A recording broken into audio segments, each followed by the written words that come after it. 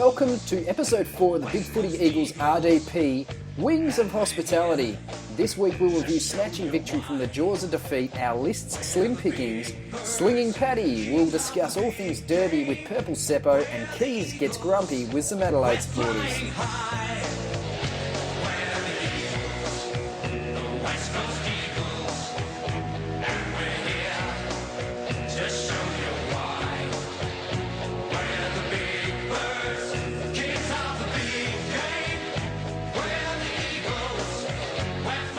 QS with me tonight, and joining us all the way across from the Freo board, we are opening up our West Coast Wings of Hospitality to Seppo. Hey guys, how are you? Thanks for having me on. How you going, mate? Very good, looking forward to this game. Keys. Welcome. Watching Bad Haddon playing spin beautifully. Was that Bad Haddon or Brad? Bad Haddon. He's just been bold.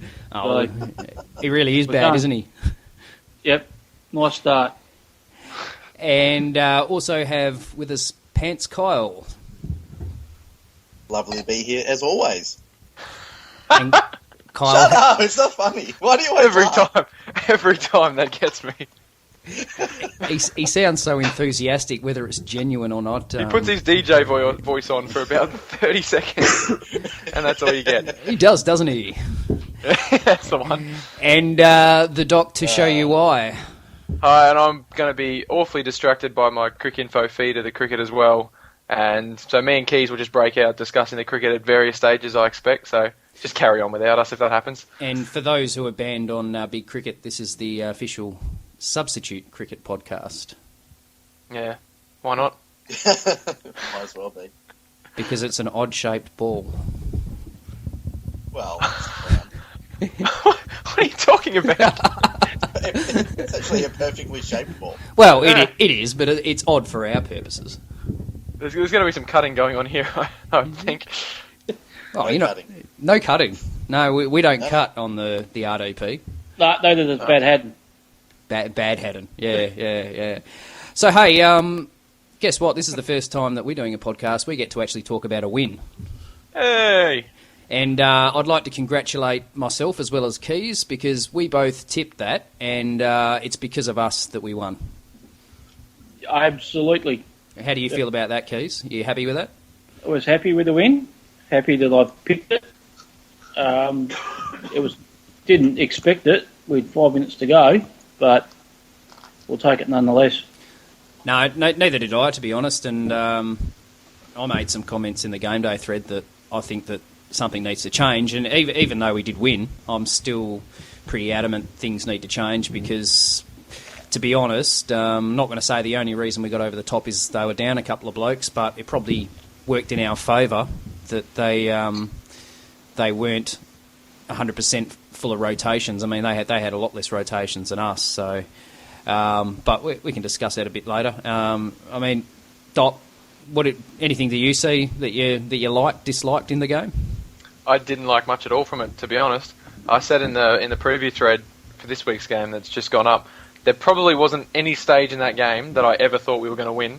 Even after Kennedy kicked that goal, I was pretty confident we were going to balls it up somehow. Only at no point did I think we deserved to win.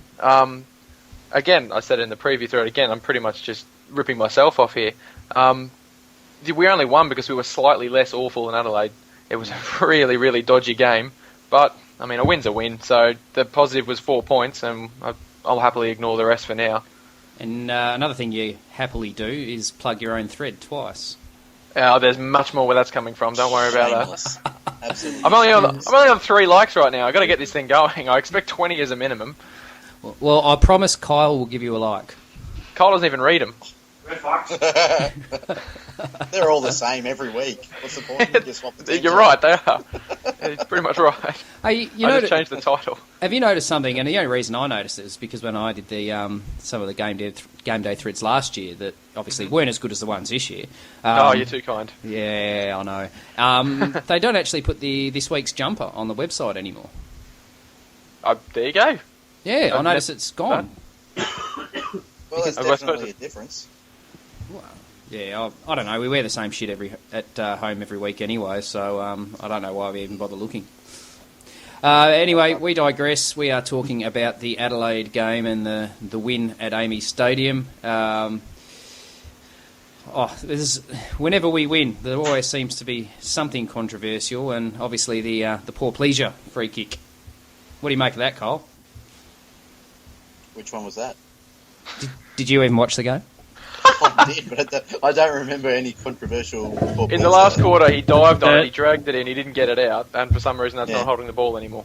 So, well, who cares?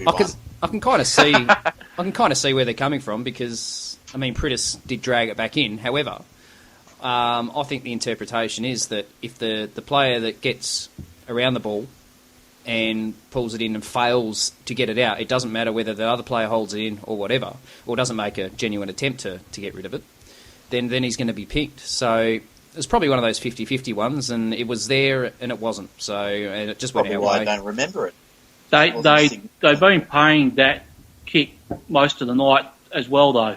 So it wasn't as if they plucked one out at the last 2 minutes. Our guys got pinged for that a few times as well. So, I thought it was pretty much there. Wasn't too worried. Adelaide fans will talk about it. And McGinnity did his best Selwood impersonation at one stage and ducked. So that was a beauty, wasn't it? Yeah. Well, depending on how you look at it. That was the reverse duck because his head went upwards. He sort of sprung. That was good technique. It was actually reminiscent of the Jack Darling one, I think, last year, where he got a clip on the chin and where he apparently punched himself in the face. I got to laugh when our fans are going, "Oh, can't you see the gif? He clearly chinned himself. No wonder he went down like a sack of bricks." Fair dinkum. He knocked himself out. If he's jobbed himself, it's a 3-inch punch, and he's gone down like he's been shot in the face. Glass jaw darling. Channeling a bit of Bruce Lee on himself. Hey, but didn't one of the Adelaide players do a massive burrow into one of our players' stomachs, and he got done for? Right, yeah, but he got done into someone's legs, I think. And he got a free kick for it. So I'm not going to tolerate any Adelaide whinging because McGinnity got one.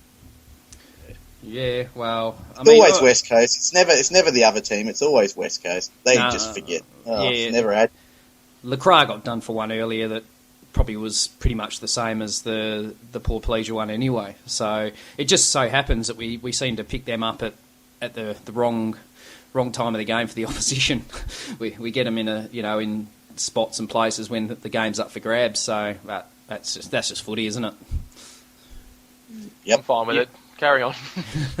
So anyway, what that does, especially with Port Power going down to the Bombers, we're only one win outside the 8. It's still a very remote chance because we obviously got to beat the Dockers this weekend and then try and beat Sydney at home. Then we've got a couple of easy games, but they're never easy when it's with us this season. No, it doesn't appear that way, does it? But look, I think it seems to be that the weaker side we put out, the guys just seem to throw a whole heap of effort in. The lesser lights, the guys that we're not expecting, even players like Josh Hill, they rarely have a standout game, but they do things that help the team. And I think a couple of guys have picked it out on the boards that when Kennedy kicked that last goal, that Hill had put on a little shepherd to allow him that 1 or 2 metres of space to get going. And things like that we sort of don't see. And Darling with that effort, I think it was Jared Healy picked up on it and made a comment that the first thing he did was sort of the team and went away from the ball and put their shepherd on, and that's when they coughed up that got, should have been a goal really. But yeah, How many people called for Hill to be dropped this week, by the way? I don't know. I'm sure there's the standard 5 or 6 morons. So he doesn't do anything, apparently. Yeah, he's been great this season. Well, he's been excellent. They're the same ones that call for Ashton Hands to be dropped when he hasn't even played. Yeah. Bring him in so we can drop him. Guys like, I sort of was a bit guilty myself of pumping up his tyres, but not to some of the limits other people were. Brad Dalziel, I thought he had a good game, and he's had a good 2 or 3 games. Sort of, and some of the people are right that saying that he doesn't really cop much of a tag, so he's sort of free to do as he likes.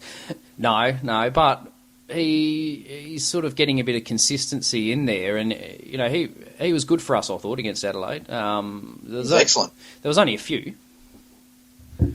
Well, Razzle played the sort of game that you'd hope he'd play week in, week out. I mean, if he plays like that every week, it's a spot in the side for him. It's as simple as that. I mean, he's got his fair share of critics, but he did play. He made a contribution. He got, did he get 1 or 2 goals? Yeah, that's exactly right. Gave us some run, and really, if he can provide that week in, week out, well, then he stays in the side. And that's a point I made is, and in case anyone's listening out of the 2 listeners that misunderstood what I was trying to say, it's that exactly what Keys just said, that if he does that, plays his role week in, week out, and actually sort of gives an effort that assists us to get over the line, then why wouldn't he be in the side? Why would you replace him with someone that's perhaps not playing as well? And we criticise the match committee for selecting guys on reputation, such as Embley, Selwood, when they're actually not in form and they're not contributing whatsoever. So sounds about right.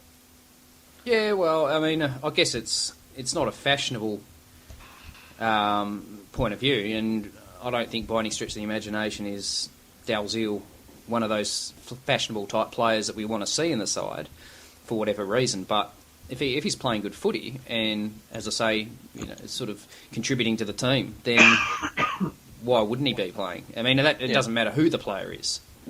Oh, the second he has a bad game, though, he'll be lynch him. Yeah. Get rid of him. Delist. Just like Tunny, mate. Hey. Is he gone yet? I haven't heard anything about him. Goodness knows where he's gone. Yeah. He's not Tunny anymore. He's toilet. Get it right. Toilet. Gee, you got a long memory, haven't you? I've forgotten about that. I'd forgotten about that too. Hey, so I guess speaking of people going out, obviously losing McGinnity, we'll get to him in a second. Waters, I don't know. I don't know what to make of that. He played his 2 games. That's enough. Well, he's 99% water. 99% water.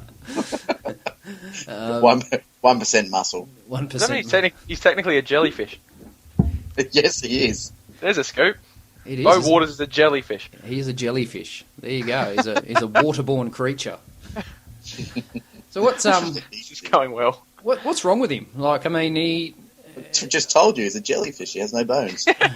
He's supposed to play as a jellyfish. I think he's doing pretty well. He was all Australian last year. But if he's got bloody jellyfish a break. Reported for stinging. Yeah, but if he's got no bones, then obviously he's not going to hurt, is he? He's just going to, any sort of contact he gets, he'll just adapt to the shape that's required. I want to hear what Keys has to say about this. Bo, Jellyfish. Yeah, he's just one of those guys that just is injury prone for whatever reason. Can't stay on the park. When he does, he's a good footballer. Last year he played 20 games and he made All Australian. When he can get the consistent get the run of games in, he plays well. But the problem for us is when he's having one of those years where he's in and out through injury. He can't get that run of form, and I mean, really, the last 2 games, the last 2 or 3 games he played were by and large rubbish.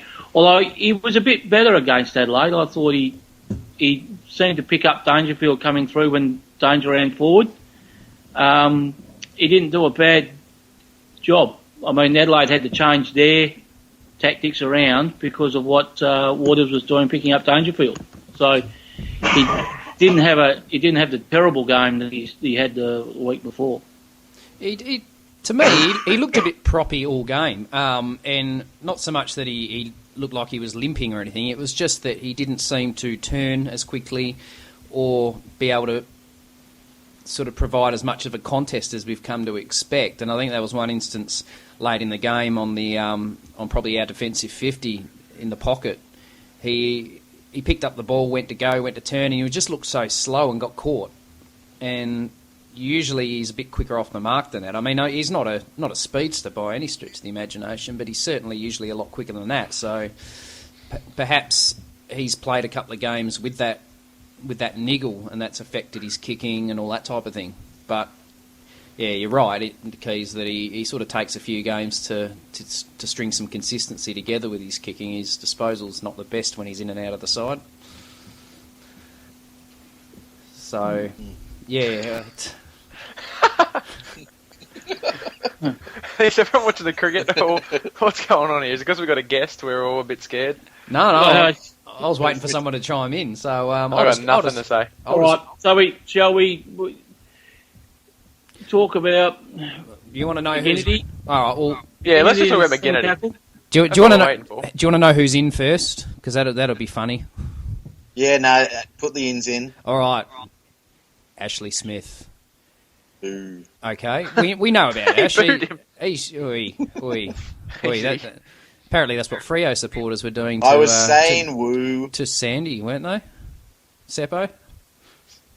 Well, no, we were giving him cheers. Some say Bronx cheers, but he's, I think we were just happy to have him back, even his failed mark attempts. So that's what I thought. I thought you were happy to have the big fella back. So, see, there you go, West Coast supporters. It's not actually booing him.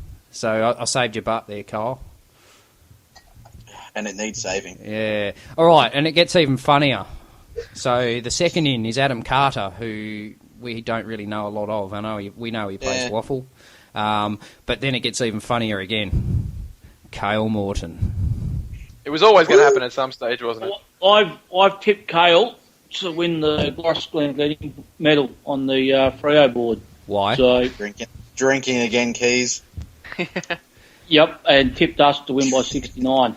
So is the question? You're taking the full piss. Hey, the question has to be asked though. Sorry, go on, Keys. And not one Docker supporter has challenged it so far. Well, I think you might get one challenging it now. Jellyfish. Yeah, I actually got a few likes on that one from some of them. I think it was sympathy, wasn't it? Yeah, they like a joke, don't they? They thought. Well, I think they thought I was joking. Over on the Freo board. Who liked it? Serious. I reckon it would have been Moo, Bushy, and Locke, wouldn't it? No, I think Seppo might have. I think. Yeah, no, I did. You liked that one, did you, Seppo? I did.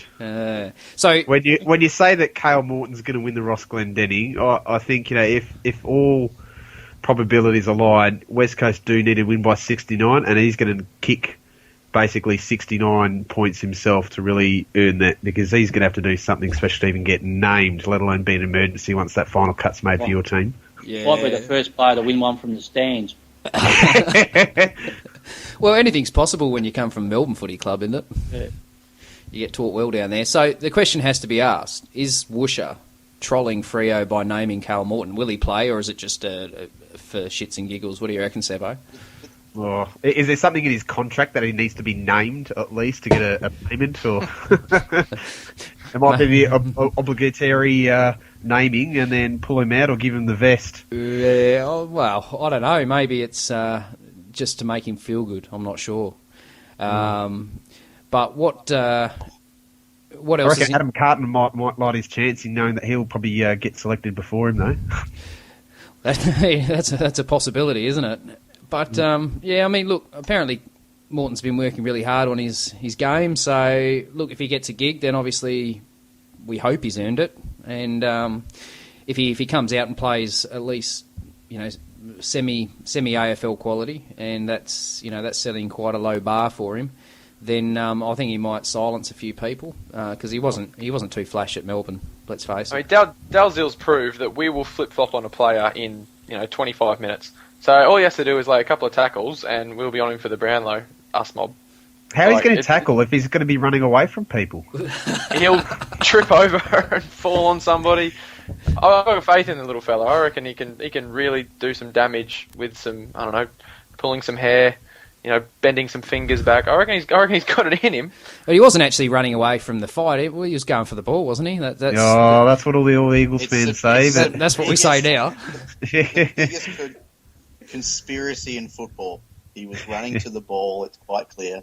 Yeah. Well, he probably went and got it too. Good hard ball get. Put his head over the footy just after that. No one shows. Actually, to be honest though, I'm a little bit disappointed he's in this week because I really, really think this is a huge game for us, just from where we are. But I'm excited to see him play, and I don't think he will play this weekend. But I just think it's the wrong game. If it was the week later or the week after that one against one of the lower place sides, then I'd be a little bit more excited. But I just don't think he's going to play at all. I reckon it would have been probably best saved for next week because if they had Mitch, it would have been just billed as not West Coast versus Sydney. It would be Morton v Morton. Versus Morton. A Mortonoff. Oh. A mortuary. How long have we been waiting for that? Oh, yeah, those two guys, mate, they'll just go hard. When worlds collide. Well, I think, all jokes aside, I think we actually struggled to get 25 players on the list.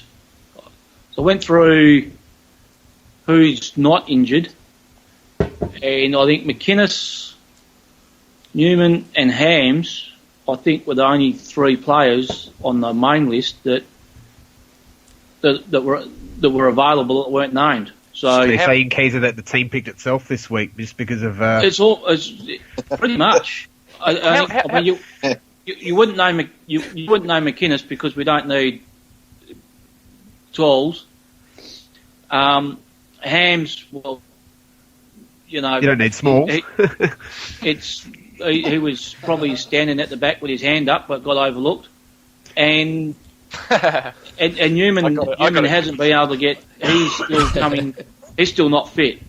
He's waffle, barely fit enough to play waffle footy, let alone AFL. So, in all seriousness, as much as it's a bit funny seeing Morton's name there, that's it. I don't know there was anyone else we could put down.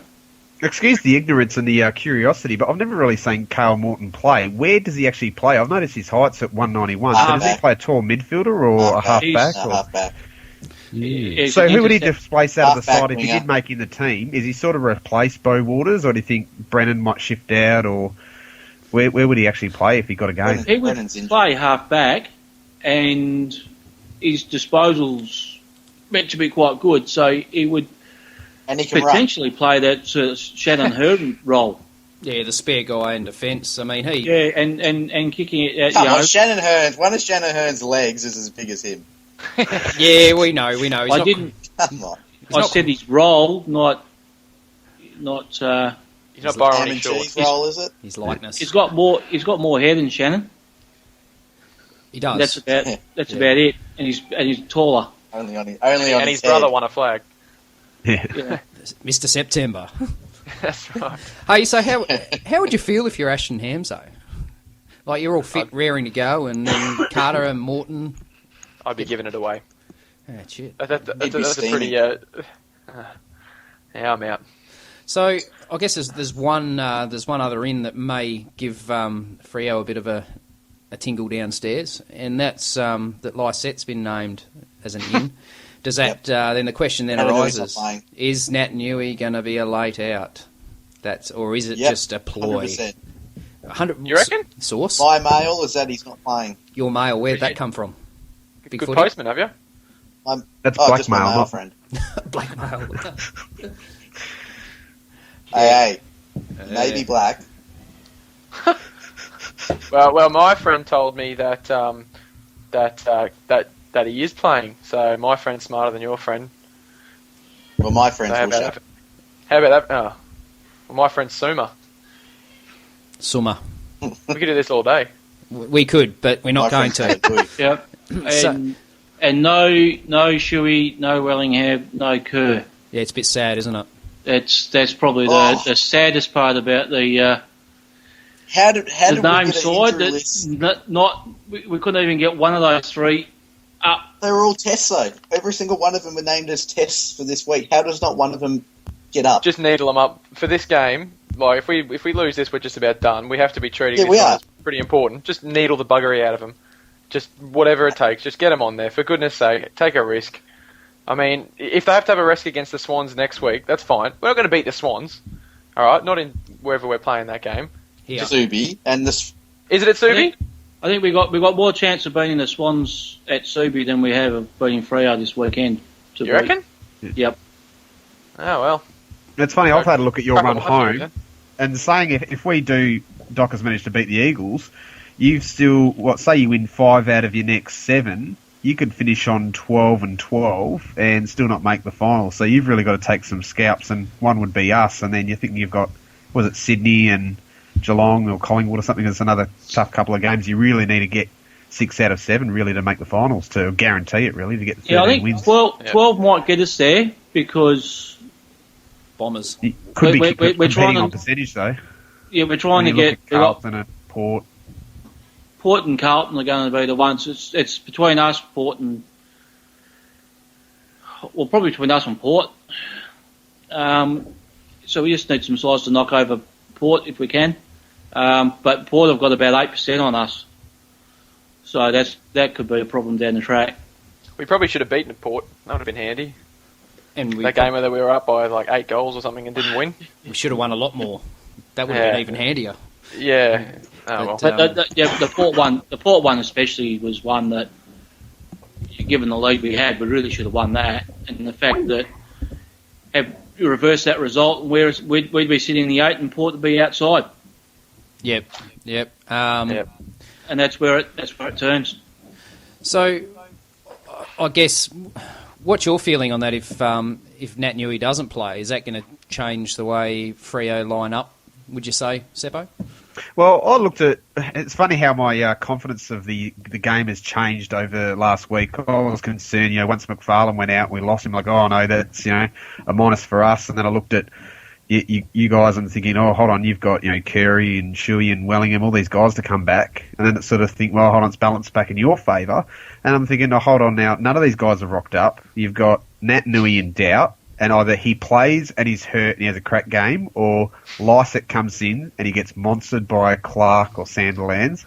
So now it's really just gone the other way. And I'm very confident of the game now, but if you had just named one of Kerr, Shuey, or 2 out of those 3, and Nat Nui was in form, I'd be really worried about the game. But it's funny how now that I'm just confident, no matter if he's playing or not, really, Nat Nui. So it's not really going to bother me like it has the last few couple of derbies. Yeah, you got some interesting ends. I see Neil's come back in, Sutcliffe, and obviously Silvani. That was pretty much expected.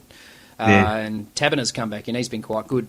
But, I mean, obviously that list has got to be cut, and there's a couple on there, Walters, Barlow, Pearce. They're obviously going to stay in. So, obviously, you've got... I was going to say, I was hoping they'd get those 3 cut. That would be handy. Well, that's just the way they've named on the interchange bench. But when you really look at the ends, it is a like-for-like Silvani for McFarlane. And then on our board, the only real other possible change, and everyone's called it, it's almost the team's picking itself this week with Lockie Neal in good form with a waffle. He's racked up some big touches, albeit one of the games in reserves. But he could come quite easily and replace Sheridan, who's had the subs vest and not really done too much, but it gives it a chance for him to come in. I don't really see Sutcliffe or Taberner getting a game, and they're more insurance for, Sutcliffe plays a Stephen Hill type role. If Hilly's still, some people think he's carrying an injury but he's playing his 100th game, so I expect Hilly to play. So I won't really see many changes once the teams get finalised tomorrow night. So I expect it just to be Silvani for McFarlane and possibly Sheridan out for Neil, but all the other guys that have played, like Pav, Sandy, Barlow, Mundy, they've sort of all, I reckon, recovered fine or had their cobwebs blown out from the game against the Saints last week. So Obviously Zach Clark starts in the ruck again, you think? Yeah, definitely. We'll have to plonk Sandy forward, and as long as he can take the grabs, we don't want him running around too much in the field, and he'll get bashed and crashed into quite a bit with Nat Nui and Cox. So we'll just let him do the odd pinch hitting and keep him forward and let him work around there. But there's a chance that if he's not performing again, we'll sub him off and just let Zach really run it out, which he's been in form and doing a fine job of it. So yeah, he we was can afford to take him out. No, he was working quite well, I thought, with Young Hanneth when we had him there. Yes, Jack Hanneth cometh, the man, etc., etc. And I actually thought if we were really worried about Sandilands, we would have named Hanneth, who performed well for Peel just last week as one of the emergencies. So they must be really confident with Sandy coming up again, or you would have seen him probably on the squad backup. So he's a good option if we do need him. Yeah, I think so. And the other encouraging thing for you blokes is Pav. I thought he had a good first game back. A shocking first half, but he finally got his touch, and you could just tell as soon as he marked the ball outside of 50 and slotted the first one, everyone just said it. I was down at the pub watching it and said he's back. It took just one goal. I was a bit worried, but Sandy still has a bit of work to do to get back to his best, but you expect that from the big man. Pav seemed to be moving a lot better than what he was start of the season when he was obviously. Oh yeah. Oh, you could tell. Just the way he moved over the ground, it looked like the old Pav, I suppose, which was good sign for you guys coming into the finals. That a sort of fresh and fit Pav would be the icing on the cake for you, I would have thought. Yeah, it's going to help our forward structure because that's one area we've just absolutely sucked at the moment. It's probably the reverse of what you've got. You've got Cox and Darling and Kennedy and Lacroix all sort of playing consistent, well, not Darling consistent footy, but at least the other guys, at least on the park together, we've been struggling to get a forward line that really works. So it's just good to have him up there and takes the pressure off Main and some of the other blokes. So yeah, it's an interesting thing. They've got Glass on the team sheet, Glass lined up on Pav, which obviously you probably would have expected 2-3 years ago, and then Mackenzie on Main. I would have thought now probably the other way around. Mackenzie will take Pav and Glass will either float around as that sort of means sweeper. Really what the matchup should be, because Pav, well, we used to seeing him right out on the edge of the 50 and playing that centre-half forward role, but I don't know if it's just plain silly buggers or the way they've named, but you expect Main to really push forward, but maybe they're just trying to keep Pav closer to goal and maybe let Main take that high. If Mackenzie does decide to play that running sort of centre-half back, maybe they do keep Pavlich right forward. Would the guys swap him around or let Brown come in and take Main if he's playing the centre-half forward role, or keep Mackenzie there? Yeah, look, Brown, he's an interesting one. He doesn't really have an opponent that we can sort of pick out each week and go, well, Brown will go to him. He sort of just goes to whoever's... Loose man. Yeah, that goes to the one left over, I guess, the sloppy thirds. So on the team sheet, he's lined up on Sandilands, which is a bit of a worry. Sloppiest of thirds. Yeah, I don't think that's going to happen. So well, I don't know. I would have thought Mackenzie straight to Pavlich and Glass to Main, which really does leave Brown to have to take Sandilands. I think the only thing that might be different is if Pav pushes up the ground, they might let Brown run up the ground with him so that Mackenzie can stay close to the goal and stand Sandilands, because Mackenzie's probably got he's a little bit taller than what Brown is. Probably got a bit better chance of spoiling Sandilands than what Brown has. But yeah, that's probably a fair comment, I think. I guess the other question... Have you ever used Cox as a sort of playing that resting ruck? Like if Sandilands is play there, is it worth getting Cox on him, or do you guys like leaving Cox in your forward line as a resting ruckman, or let him run around with Sandilands if they're playing either position? I think idea, actually. I think with McFarlane out, we'd be looking to push Cox forward as much as we can to try and stretch you guys down back.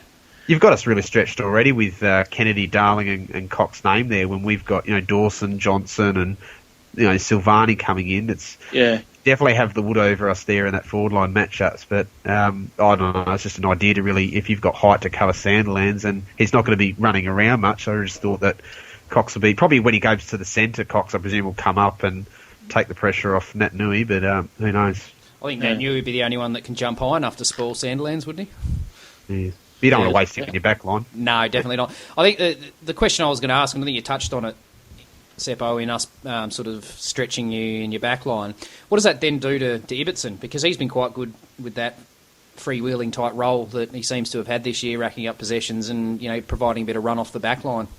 He sure has, and what I think is happening, or the way I can see it named on the team sheet, probably doesn't end up like that, but both Johnson and Ibbo have had the loose men roles. It's sort of Dawson and McFarlane have been taking those two key posts, and Johnson's doing the mopping up, kind of like what you say Mitch Brown's been doing.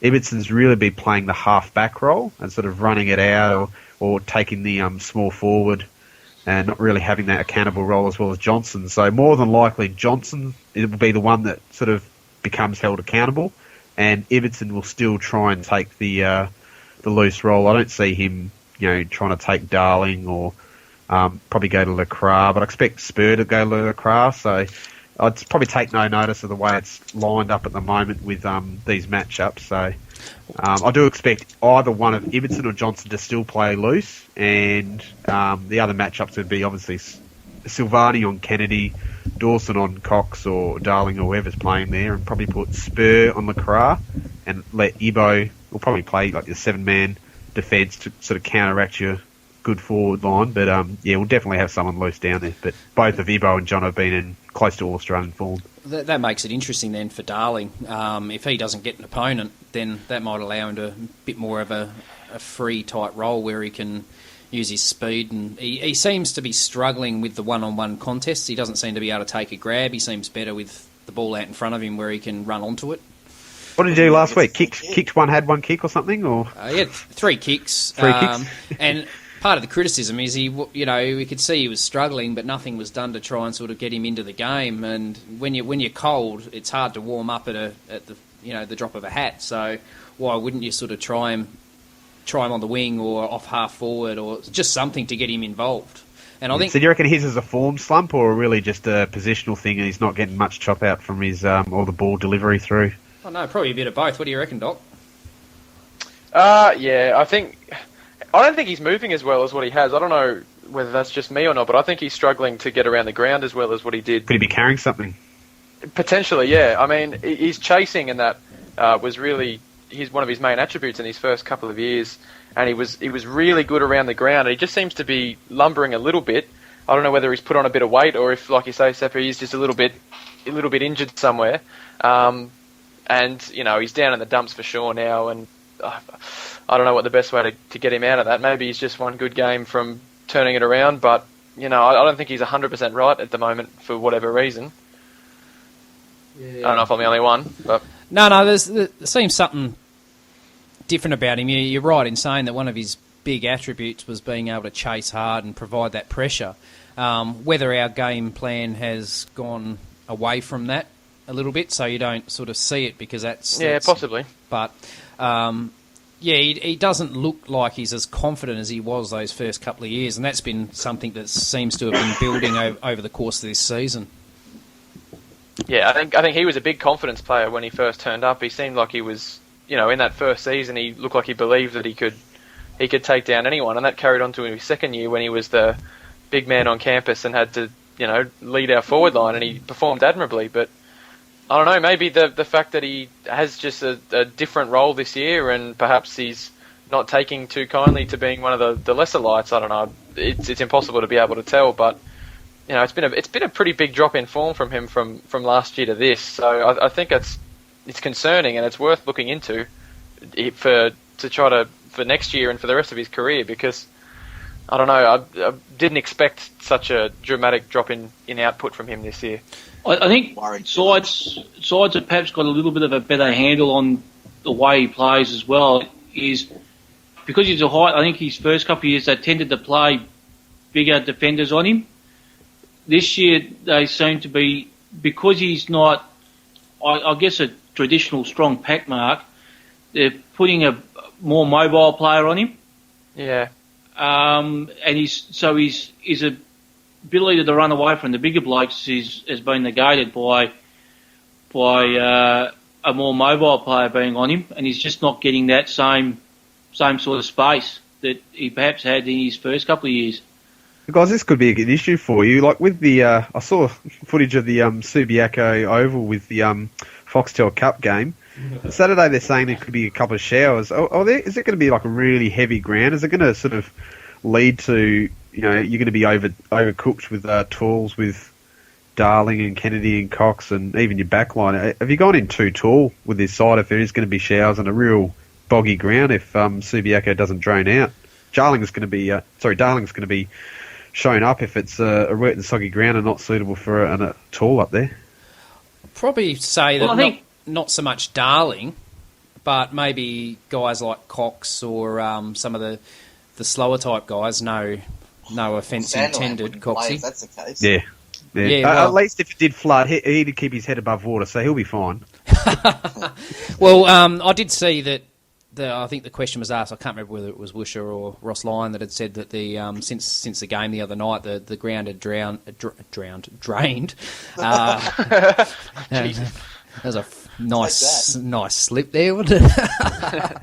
And the ground had drained quite nicely. So I presume you guys have a training session there tomorrow, wouldn't you? You get the closed session on your home ground. Yeah, I think that's right. We'll go for a swim there, I think. So Yeah, guys do laps on the oval between mate, 50s. Yeah, that's right. Maybe the team selection that we've got there is just to sort of wait and see what the forecast is closer to the game, and then we can sort of choose the side accordingly. Who knows? The ground against Adelaide. I mean, it rained, I think, in Adelaide before last weekend as well, and we went in with that side. Woosh doesn't seem to. He's got that strategy with those tall guys, and I think you'd have to hit him over the head with a club to get him to change it. It's the same as his coaching in game, isn't it? I think Pretty much. He's played with those tall guys, the last 3 years. Unless it was actually changing it for weather. No, he doesn't seem to want to do that. I mean, and I guess when you look at the guys who are on the interchange bench, they are the halfback flankers. So I don't think you're going to find they're going to pull one of it. The only one I can't think of who we drop with the tall guys. I think that you'll back those guys in. Superstar Kale Morton in there. He can take his spot. Yeah, What could go wrong? Kale. Yeah, Kale go forward. Replace late withdrawal. Jack Darling out with a injury, and Kale Morton come in. I'd love Kale that. could do The the flavour's on. hide behind the point post and then sneak out. It's about how it would work, wouldn't it? Maybe I'm thinking that if anyone were to come out, it may be someone from the back line, such as Mitch Brown, because we're quite big down there with both Glass and Mackenzie there already. So maybe that could be a plan there, that they may pull Brown out and throw maybe Blaine Wilson or Mr. Morton in. If it was probably Brown would be the one with Schofield in the side as well. Although I think I'd like to see us use Schofield to either be the extra man in defence if Fremantle throw one, if they put a +1 back, I'd like to leave us to have Schofield open, or either that or push Schofield forward to man up on Ibbotson or Johnson, whichever one they try to keep free. Yeah, look, I think it's going to be an interesting matchup anyway. So, look, I'm not confident. I think personally we're going to lose, and if we do lose, which I think we will, I think we might lose by a bit, and it's probably going to hurt us in terms of our percentage. What do you reckon, Cole? Oh, well, with the ins, I can't see how we're going to win the game at all. 9 points? To be honest. 9 points could turn into 9 goals. Yep. What do you reckon, Doc? Sadly. Yeah, I'd be inclined to go a bit more towards the 9 goals. You look at what they did to us in round 1, and we were a few out, but fairly strong. Certainly a better team than what we're going to be fielding this week. And they took us apart. I don't know how we can get close to them this week, to be honest. And I'm not really looking forward to seeing us try. Yeah, well, I think we want it to be very, very wet. That's probably going to suit Ross Lyon's game plan a bit more. I think they're quite disciplined and hard at the footy. Yeah, so, but when you chuck in a couple of new faces who can get out there and just have a run around in the water, we want it so wet that they have to call the game off, basically. That's the sort of level of wetness we need the 4 points. We need the 4 points. So I'd prefer it to us to win 0-6-6 to 0-5-5. Right. Come on, guys. You should sound a lot more confident. I'm sort of like looking at this game going, hold on, look what Saints did to us, gave us a scare, and they had nobodies. They had Rewalt out, and they come across with a couple of kids, and I like Blaine Wilson, and if he plays a good game and you bring in say Ash Smith or something, is just 2 changes for the 2 blokes. You've got an extra play out there in Luke Farmer. He'll help you out with the whistle, and you got the home crowd. Jeez, you're getting it in early, aren't you? Straight up. Right, the umpire. You can make a real. You are make never real coming argument back for, on. Game hasn't even started yet. Well, honestly, guy, I reckon that it will probably be a Freo win by about 30, 40 points. It won't be a flogging. I'm still expecting us to take a bit of time to come back. That's a flogging, though. That's a flogging. Well, 4 or 5 Derby, goals. It that's might a be flogging. close for the whole game. Honestly, if you looked at the Saints game, I expect the game to go the same way. You might come out of the box. You've still got a forward line to kick goals. All we have to do is hope for you get the matchups right after a while, and your midfield slow down to a crawling place, and we'll just sort of win the centre clearances from there, and hopefully kick enough score. But honestly, I don't think the margin. If I was a betting man, I'd go for Freo between 1 and 39 points, because I really can't see it being any more than that. Yeah. How about you, Keys? Well, I think I joked and said, us by 69. I think we'd be doing well to get a score of 69, let alone win by that. I think just Fremantle's defence will just choke us up.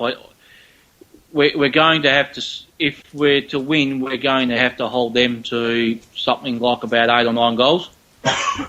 Yeah. And I just think with the supply that they'll get from their mids, I just can't see us holding them to that sort of score. I would have thought that probably 5 or 6 goals,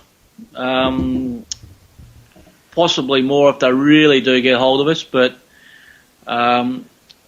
Freo tend not to win by huge amounts. It'd be fair to say, Seppo, I think most of your wins have been, 6-7 goals have been your bigger wins this year. Even against sides like Gold Coast and Melbourne and Bulldogs, when we played them, once we get out to a 6 or 7 goal margin, it's just tempo footy, and we don't really push further. So that's why I really see it. Just yeah, I'd be tipping Fremantle by 35. Yeah, look, I think whichever way you 5 look, goals. 35 goals. Whichever way you look at it, it's not looking pretty. So, I think it's probably going to be another loss. And we'll be seeing quite a few roast threads, I think. We always look forward to those ones. But probably one of the things to come out of the week is obviously the incidents in the Adelaide game, which the match review panel had a look at, which was McKernan. Did they have a look at it, though? Yeah, but did they? Well, that's just a figure of speech, Kyle, because I don't think that they did. You're quite right. They didn't look at anything. No. Well, they can draw it out of a hat. They flipped a coin, didn't they? That's how they result in their findings. Yep. Well, balance of probabilities. 2 games. Yeah. Well, that's what that bloke says, doesn't it? On the balance probabilities, etc., etc. But that's how Crowley got done. Yeah. Well, McKernan got 2 weeks, and McGinnity got 3 weeks for the sling Let's just tackle. say McKernan is very, very lucky that he didn't miss 5. Yeah, I think so too. But more interested about the McGinnity thing. Had a look at the tackle, certainly as a sling, but there may be an argument there to say, well, how was he to know the ball had been disposed of, or whether he was just finishing the tackle? The bloke was unlucky the same way Pritis was when Monfries tackled him. I think the comment that I did read is the sling tackle is a little bit like the bump. You choose to do it, and if the guy gets hurt, well then you're going to end up taking responsibility for it. And as much as it was a reasonably innocuous type sling tackle, Vince's head did end up hitting the ground pretty hard. And 3 weeks for McGinnity was partly because of his carryover points. If it wasn't for that, he would have been 2 weeks, which is probably about right in terms of what other guys have got for that sort of tackle in other games. So I wasn't really unduly surprised by McGinnity's time. Didn't bother me at all. No. McKernan's was the one that I think just about everyone that saw that looked and said, well, 2 weeks is light. I think 3 weeks would have been light. It was more of 4 weeks. I mean, how often you see I sort of run through open field and elbow a bloke in the head? You don't you just don't see that type of act very often. I mean, they would have been. They said he wasn't hurt, but I mean, he was subbed out. Yeah. Even though it was for the 10-minute period or whatever it was, he was subbed out. There was genuine concern for an injury, a head injury of any sorts. And he could very easily do that. He could very easily have ended up with a broken jaw out of that. Yeah, absolutely. Yeah, it was a shock. And I think he's very lucky he didn't. Yeah. I think he's just lucky Brad Shepherd's such a monumentally tough man. I appreciate him every day. But the thing with that is they said it was what, negligent or reckless? Reckless. It should be intentional. When you throw your elbow like that, he really should have got 4 weeks for that. Without a good behaviour or not, it should be 4 weeks. Should be intentional, and really beginning issue only really got 2 for him. That's probably the worst thing we've seen on a footy field for quite a while. I mean, people are getting big weeks for bumps and stuff that could be construed as something tough or team lifting, but that's a cheap shot. And if they want to have a go at anything, surely that. Tell you what, mightily impressed with the Scott brothers because they were pretty bloody vocal about that. I would have thought so, yeah. As they usually are. Yeah, I think obviously there's an agenda there for Brad Scott because of Zeebel's dealings with the tribunal and their match review panel. But Chris, in all, he's got a point. He does. I mean, you look at Zeebel's been on the wrong end of some tribunal decisions, and it's the problem for him now is because he's ended up with a couple of bad ones. It's got carryover points and a bad record and everything like that. So every time he goes, he gets extra. And you get a reputation for it. Yeah, he's had a pretty harsh hand, and then you see a guy like McKernan come through, and you think, well, it is hard to reconcile what Zeebel, and I think Thomas did Thomas get 2 weeks for his little pissy little headbutt? Yeah, 2 weeks for the headbutt. That's fair. Yeah, I know that. Well, it was Lindsay Thomas, so of course it's fair, but no, you can't headbutt someone. No. Yeah, but I mean, it was really. I mean, it wasn't going to do any damage compared to you line that up against McKernan. You line what Thomas's little headbutt up against what McKernan did, and you think, well, they're the same weeks out. It doesn't make sense in the slightest. We shouldn't have to compare those two incidents, and unfortunately, we have to because they copped the same punishment. Yep. Yeah, no, that's exactly right. Chris Scott come out and said that in probably better terms than what I'm going to put it, that the MRP is a bit of a joke. We all know that, and it probably needs a review at the end of the year. And what did he say? That I think it was on 360 or on the couch or something, where he used as his soapbox that they don't even they don't even sit down and look at the whole matches and look for things that need to be addressed. They sort of get given a list of things that they need to have a look at on a casual basis on a Monday, and then that's it. Or they rely on the players dobbing them in. Yes. The Fremantle supporter, doesn't it? Yeah. Someone's got to. Someone had to pinch that one out. Oh. Yeah. Nice one. That's puntastic. We're all about the cheap laughs here.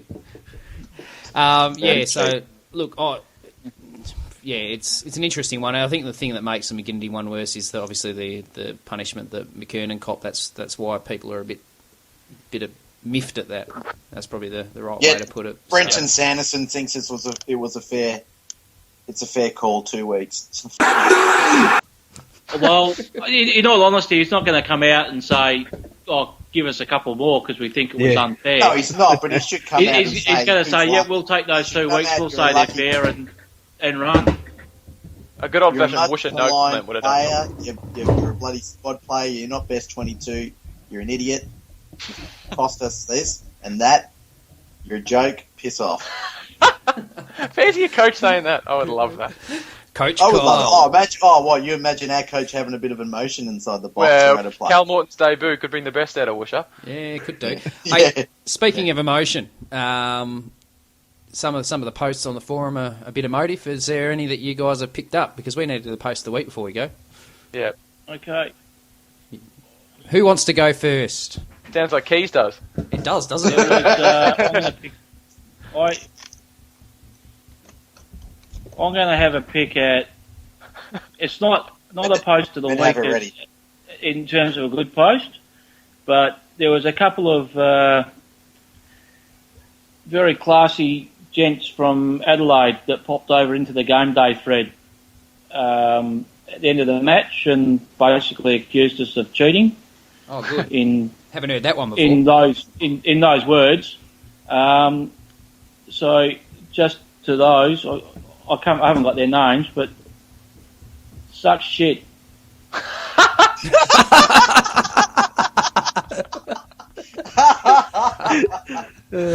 That's a good way to lead off.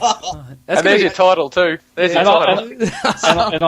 And I think I think Kyle gave at least one of them a bit of a nice little present on the way out. So that was nice to see as well.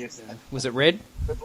Keys, you have one job, and it's to find a post. You could have just said that as a comment. That's all right. I think it's winning. Yeah, it is winning. Can I nominate Keys' post on our board for the Cale Morton for the Ross Glendenning medal? Even though I'm not obviously a part of this, but I think that deserves to be right up there as post of the year almost. Oh, don't say that, Seppo. Tonight, normally as part of we this don't anyone. vote for each other. I tell you what, if he wins, it'll be post of the fucking decade. Get your Nananui's ready. Hey guys, you're creating a bit of work for me here. I'm having to write down the times. So Kyle, go for it. Yeah. Mine's a nice, easy one. It's not that stupid song like I did last week from Retaliate. Just terrible. Retaliate. Retaliate. How do I pronounce this? How do you guys remember? Because it's you. Nah, look.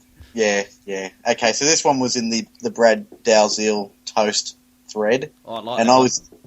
I was very, very, very, very impressed with Brad Dalziel in that game last week. It was posted by Spooky17, who I think is a very interesting poster on our board. Interesting is a good word. He loves a picture, that guy. He's got a picture for everything. And he's a good poster, so he's only a newbie and he's very good. So was he sitting there, Bomber Thompson, when they came over? Hey, why are you trying to take my thunder for? Get on with it. Scared Bomber Thompson. Anyway, it was nice and simple because it's dedicated to the one man that hasn't shut the up about Brad Dalziel on our board, and that's Space Clef. And it was just a simple, we should have listened to Space Clef all along. And we That's should another have. top quality post, Kyle. It is. He does that. It was a good. It is a good post because he's kept the dedication Space Clef has, and his avatar and his location and everything is the Brad Dalziel. Everything about him, he loves him. And Does, well done. Yeah, right. I think so. Shit, that was a nice shot. Yeah, we're fighting back, aren't we? Yeah. Oh, Are we cricket. stuck on 9 for? 150 for 9, yeah, Agar's lifted. There He's you now, go. I think, our second top scorer. Sneak some cricket into the podcast. Nice. Yep. Hey, Doc, post. Yep. Yeah, okay. This, I think, to a lot of people, didn't make any sense, and certainly me trying to explain it on this podcast probably isn't going to make any sense. At this moment, the only person to have liked it, it was posted on Tuesday at 6:02 p.m. in the Kennedy's kicking accuracy something or other thread by Lloyd Braun, which is a fantastic username to start with. He quoted a post by Dark Sharks, who's a rather cranky member of our little family. Dark Sharks or Dark Shanks? Dark Sharks. Dark Sharks. Is it? Yeah. I've been calling him Dark Shanks. I've been calling him Crandall. Anyway. Pantskyle. Anyway, Dark Sharks posted, apparently, and don't quote me on this, but Josh Kennedy has a routine, and if it works, kids. And Lloyd Braun has quoted that and posted absolutely nothing else. So all he's done is quote Dark Sharks, who said, "Don't quote me on this," and just left the rest of it blank. That's actually quite clever. I think that's completely over everybody else's heads, and I've just spotted it, and I thought it was a mistake, but it could be a mistake, or it's the best post in the history of BigFooty. So, Lloyd Braun, I'll give you the benefit of the doubt. Have a vote, mate. He's still got his MySpace link as his signature, though, so he might be dead. Yeah, MySpace. That's a good one, isn't it? Hey, He could have died. Mine's an interesting one because it comes from a poster who's not renowned for posting insightful It is things. Dark Sharks. Yeah, it is Dark Sharks. We told you that. You idiot. Are you trying to steal my thunder? Yes, as I was saying, there's this particular poster. He doesn't really generally post things that are insightful. However, on this occasion, he's posted something that is exactly on the mark. And now it was in the changes thread. Everyone's whinging about the team selections of Morton, Carter, etc., etc. And old mate Padman, he's probably happy that McGinnity's not playing because that's Kirby gets a mention. Kirby. And he's gone out and said, at least we're playing youth. Most people get angry each week with the match committee because we don't play youth like Collingwood and Geelong do. It's a good thing those players were picked. So I just picked that one because he generally doesn't post things like that. He generally talks absolute bullshit, and that was a pretty good post from Paddy. It was a pretty good post. So just for cleverness value, I reckon the one that Doc come up with, that was awesome. Yes, that's a moral victory to me. But it's not a post, and only one person voted for it. How's it a post? That's just because no one else Only is two smart of enough us to get actually it. said post. Right, so It's a post. Boo. which one do you like then, Kyle? I like mine. Of course you do. It's the first week I've said that. Rubbish. Yeah. Keys, you get to decide. I like Dark Sharks because it was positive. Do you? Okay, all right. Yeah. Hang on, what? What? Dark Sharks. The Dark Sharks didn't even do one. You're not even listening, are you, Keys? Are you thinking about Too the busy last watching one? the cricket. The last one about was that- Well, Padman how about our post? special guest? Padman. There we go. Kirby. All right. Let's let Seppo make the final decision if he's still about. Yeah, I'll go with that blank quote post. Yeah. Yes. I do like that. I've Well seen done. that done before, and I do like that when it's happened. I'm surprised that's probably gone over a couple of people's heads there. With I'm guessing Doc swallowed. I don't like this little tangent that you guys have been going on in the last few days regarding me and my username. I think it's insulting Change it then. and inaccurate. Change it, yeah. The best deal in Change town it to allows you to do coffee that. blue. He's up. All right, guys. Well, thanks for that. I'll let you go so you can continue your Ashes viewing. And I'd like to say a special thanks to Seppo for joining us tonight and having Thanks, the patience to sit through it. Boo. Oh, yeah. We got Good luck on the weekend, I guess. Yeah, that's very sporting of you, Kyle. You flog. No, I had to sit through all this. No, we've got Keezer coming over for ours. We're recording next, so hate to interrupt your cricket, but we require you on a visitor to come on ours and discuss this all again from our point of view. Good luck, Thanks Keys. for having me on. No, I think you're you picked the I'm best of the bad glad bunch. it's Keys. Yeah, good call with Keys. I think you've done well there. Maybe Mrs. Keys will pop up. Only if you're lucky. She stuck her head in earlier and shook her head and walked back out the door again. So I'll probably get more out of her than I will from you now that cricket's on. Oh, probably get That's more a out of bit her saucy. than I will. Just murderer. All right, guys. And Thanks very much. Cheers, guys. Thanks, mate. We'll See ya. see you Thanks, next week. guys. Bye. God. see ya. Hey.